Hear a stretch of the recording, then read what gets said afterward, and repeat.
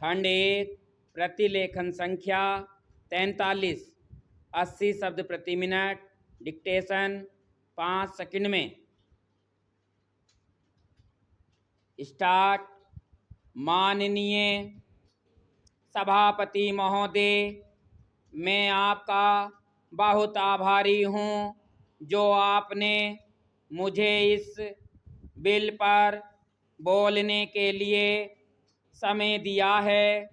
यह जो बिल सहकारिता समिति को एक समिति में भेजने का निश्चय किया गया है, जिस पर कल से बहस हो रही है, उस पर मैं आपके आदेश से कुछ कहना चाहता हूँ।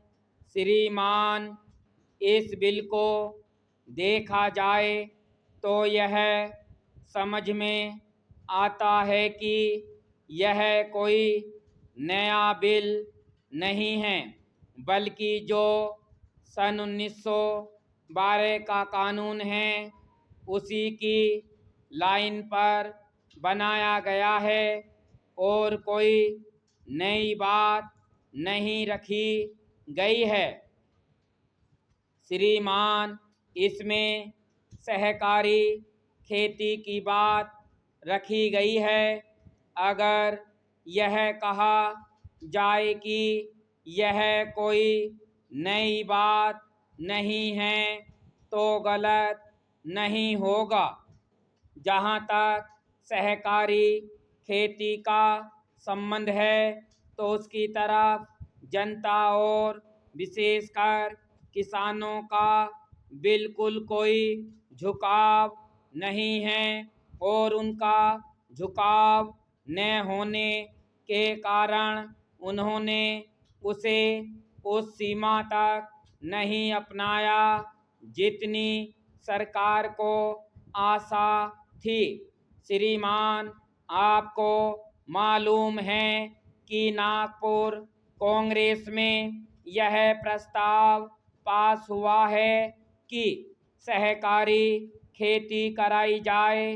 पूरे देश में इस समय इसका जोर चल रहा है और इसको लाने के लिए न मालूम इसके कितने रूप रखे गए हैं।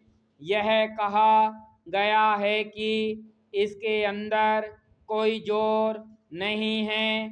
अभी एक माननीय सदस्य कह रहे थे कि राजनीतिक पार्टी के लोग यहाँ पर सहकारिता के संबंध में कुछ कहते हैं और बाहर किसानों से कुछ और ही कहते हैं।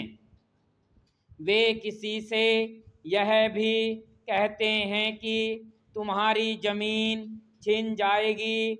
मैं यह निवेदन करना चाहता हूं कि यह जो कहा गया है और किसानों के अंदर जो भावना पैदा होती है वह इस बिल से साफ स्पष्ट होती है कि वह गलत भावना नहीं है।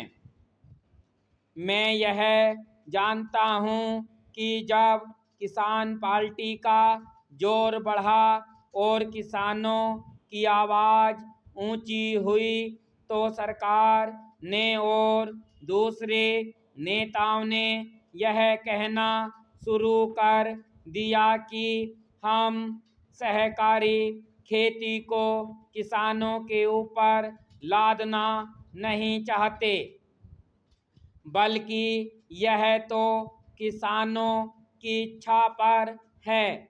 लेकिन इसके साथ ही साथ एक बात मैं पहले भी निवेदन कर चुका हूँ और फिर भी निवेदन करना चाहता हूँ कि नेताओं का अपना विचार होना चाहिए।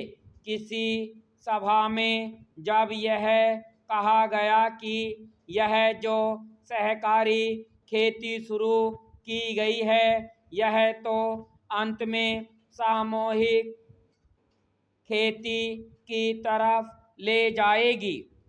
स्टॉप।